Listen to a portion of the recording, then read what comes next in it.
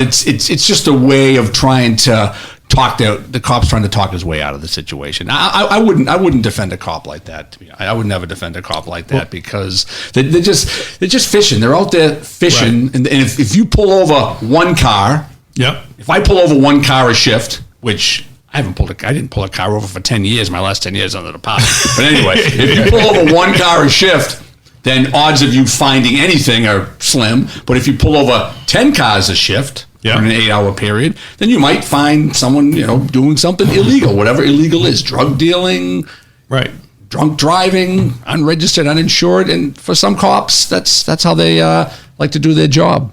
Right. Well, that's. I think I told you the guy in New Hampshire who pulled me over, and he said, "Really, we're just looking for drunk drivers." I was speeding, and he just basically let me go. He said, "She said I'm not drunk. I'm fucking shit faced." I was drunk an hour ago.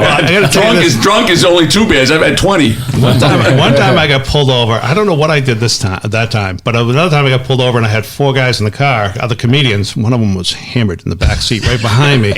Just stunk. And I'm in the front seat. I'm with a guy who doesn't drink in the front seat.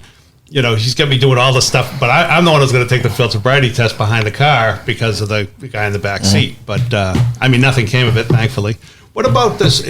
I've seen this come up on video, that whole issue of why do you pull me over versus the cop asking for license and registration. And the other version of that is the driver who says, I don't have to open my window for you, or I don't have to open my door for you just because you asked me to open the door.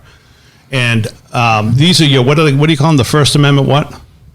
First Amendment auditors. Auditors, right. I mean, is this his question? Is this question valid? Yeah, I mean, it is. Does the cop have to tell you?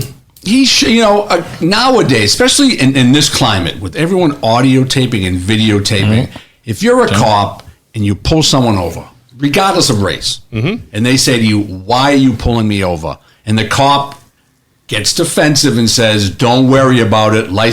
That cop just initially set that stop in a different direction where it should be. All he has to say is, I'm pulling you over because of this reason. You were speeding. You crossed the yellow line. Whatever the cop perceived you doing, if he just explains that, then hopefully the driver will say, okay, here's my license or here's my registration. And then the cop goes back to his car, and the incident or the potential incident is going to be de-escalated. And if the cop, thinks everything checks out, he's going to let you go. But it's when the cop doesn't give the answer that the driver's looking for, then the driver becomes defensive. Now it's a clash of egos. Neither one of them are going to back down. Turns into a shit show. And we have an incident just like that. Well, Dale, how about we talk about authority, right? Because... How about we don't? We'll get to that incident in a minute. There's a good audio tape of cops pulling an Army lieutenant over. We'll get to that in a minute. Go ahead, Juan. Well, a police officer has an authority, right? But they can't abuse that authority. Correct. And therefore, me being in the public, you being a public servant, you should be able to answer that question. Why are you pulling me over? You should just say the reason why. It's common sense for cops, but there are cops out there. The ones you see on TV are the ones you see on YouTube, and the ones that are profiled on Channel 5, belligerent cop, escalate situation. I think they're not the norm. They're outside the norm, and they're kind of like the outliers. And in a small community with 50 cops, you might have 4 or 5 or 6 guys who are pricks, and they give the whole department a bad rep. I have a friend who's he lives in, I'm not sure if it's Tossville or Boxford. He's a comedian and he does some other things, but a great guy named Rashid Towns, black guy, big black guy. And I said to him, geez, it's you're in Tossville, Boxford. You're probably, there probably aren't a whole lot of blacks in Tossville, Boxford. I said, you have any trouble with the cops? And he says, nah, they think I'm a patriot. New England Patriot? Specifically, they think he was Jerome Wiggins, who was a former tight end. Oh, really? Pats. Yeah. But it's, and I think we talked about the Tiant story. Did we talk about the Tiant story before? Louis Tiant? Louis Tiant. Oh, I don't think anyone in the world even knows who he is, but go ahead. Do you guys know who Louis Tiant is? No, I don't. He was a pitcher from Cuba, dark-skinned guy, great pitcher for the Red Sox back in the 70s. And he went to, there was a call to Nahant police. A black guy driving a big car. And Nahant, which is it's a peninsula that goes to an island, and it's a small community, and it's pretty much a white community. And anyway, the cop that they dispatched was a Red Sox fan. And he pulls over this car, and he comes out, and he says, "Hey, Mr. Tiant, can we help you out?" And they avoided a racial incident because the guy was a Red Sox fan. Tiant was visiting Tony Canigliaro, who lived in Nahant, who had suffered a stroke, a former ball player, and had just gotten lost. So basically, they sent out the right cop, because if they hadn't sent out the right cop, who knows what would have happened. But it goes back to the D. Brown incident in Wellesley when he got pulled out, and I think they made him spread eagle on the car because they thought he was black man driving a nice car. And what about you, Ray? Have you made out with traffic stops? Can you beat? No, I mean, by the way, I had Dale here run my record one time, and his comment was, "You shouldn't be driving a car." and I got to admit, I mean, I've been lucky, but I think my thing is, when they pull you over, I believe you should approach the person the way you would in the uniform or out of the uniform. Mm-hmm. If you tell someone, "Hey, shut the fuck up," or, "I fucking told you," would you say that to them if you were at Walmart in line at a checkout counter? Or the same way you'd say it? Well, I would, but most people would. Walmart, yeah. Maybe not JCPenney, but Walmart, absolutely. But in that case, would you be shocked if you got a right hook after you said that? Right. Would that be a shock?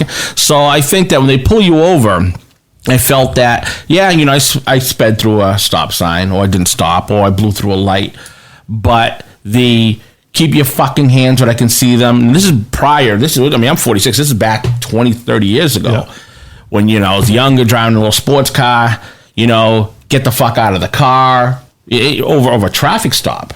Things like that. And then that's when I feel like if I was, a Caucasian kid with my, football jersey in the back seat, would they have done that? Or they said license registration? Yeah, you blew through that stop sign. Would any profanity been there? Would the hostility been there? Probably not. But yeah, I've had my experiences, the way they treat me after they pull me over. What do you pull me over for? Just sit the fuck down and relax. We'll be back in a minute. Taking 20 minutes to run my information. Have a good day. I got pulled over for a taillight. Was out. State trooper pulls me out. I pull out I carry a badge. I have a badge. So I give my wallet. He goes, "What's the badge for?" "I'm a firefighter." "Well, they give you guys badges?" Liar. I go, "Yeah." Yeah. So as he walked away, I looked at him. I go, "Excuse me, can you tell me what light was out? Why don't you get out and see for yourself? We're on a highway. All you do is look back and say, your right side." And I was polite. I said, "Can you tell me which light was up?" And then head into AutoZone. I'll get taken right now. Why don't you get out and look for yourself? I have no love for state troopers either. And I'm like, all right, you know what? let me keep my mouth shut and just drive away. When you said the phrase "state troopers," I thought immediately, well, they're not racially profiling. They're just assholes to everybody. I'm sorry. Wait a minute. I might get stopped again. Cut that out of the. Yeah, I'll delete that for you. Just for you, Dave. Yeah, absolutely. Yeah. But that's so funny when you said that about they give you guys badges. That does sound like, a state trooper thing, or what's it? Kiefer Sutherland as a Marine talking about the Navy. Somebody needs to give us a ride or something like that. We talked about it last week. little levels of society always look down at people they think are below them, and they give them a hard time. So did the trooper search your car?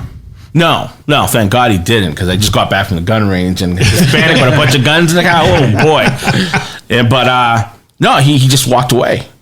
Good. I mean, it's like the same time. I mean, it could have escalated. I could have said more like, "Excuse me, you don't need to fucking talk to me like that." Yeah. And then boom, here we go. Yeah. But he could have just came out, and I've dealt with state troopers in the past and had stellar stories about it. I mean, just gentlemen. Yeah, you're right. I'm sorry. Let me just say this, because I might get pulled over again.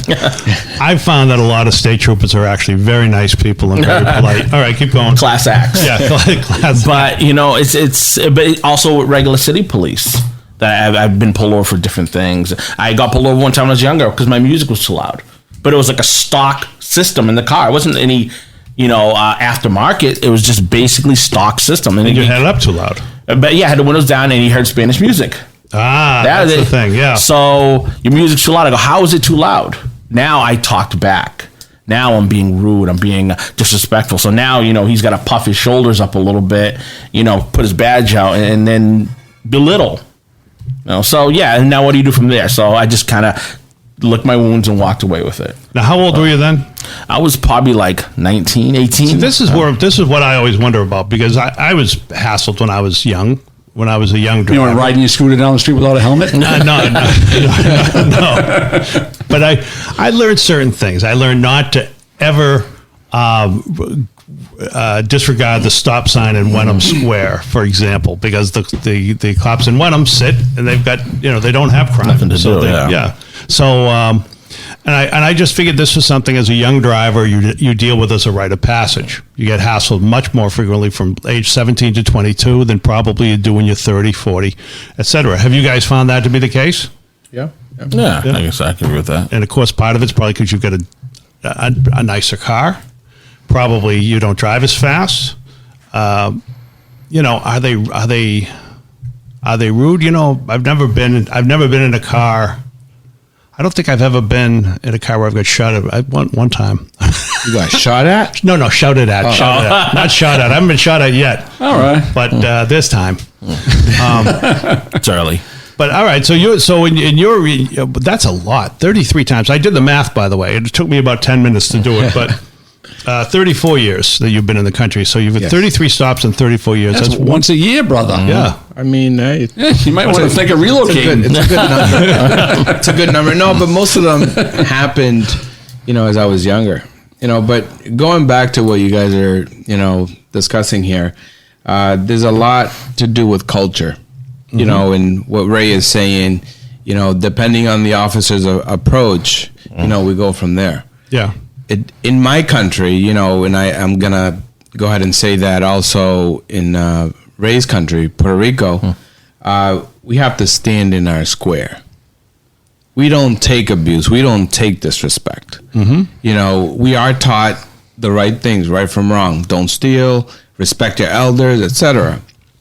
But, we do understand that police officers are an authority figure. But we also, or at least I also understand how much authority figure he is and how much, what's the limit? I don't know if you follow what I'm saying. You're saying you give him his authority, but you don't give him or her more than his authority. Correct. They're not God, in other words. Because they're not. Oh, wait.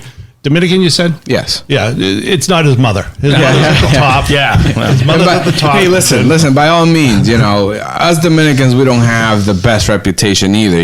They say that you give a Dominican come into the country a bike and a pager, and he's off selling drugs. I've never heard that. No, seriously. I'll have to repeat that to some of my i.e. students. the drug dealer's crime rate, right? But no, going back to the authority piece, that's very important to me. I'm educated, I'm a professional. So not only talking about respect, but your approach towards me. That whole shit that Ray's talking about, shut the fuck up, sit there, those days are over. Yeah. And actually, I'll share a small story with you guys. I've actually been pulled over by a state trooper twice. Same one. Same police officer twice within 7 minutes. Oh, wow. Oh, okay. Okay, so all right. So I'm pretty sure I know I'm what's telling going on you, here. and listen, I've been pulled over 33 times, and I am a radical. Well, I was a radical driver. Okay. Yeah. And did I, was it called for? Absolutely. But the point of that time that I got pulled over that upset me was that I was going 102 miles per hour. Wow. Okay. Okay. On a 55, 65 on a highway. It's a school zone. Yeah. It's a school zone. I wasn't definitely on my bike, but I was speeding 102 miles per hour. He pulled me over the first time. And, I decided to wait for him because he was pulled over on the side. And I waited for him. I pulled over. He tells me, "What's your rush?" I said, "I got to get to work." Okay.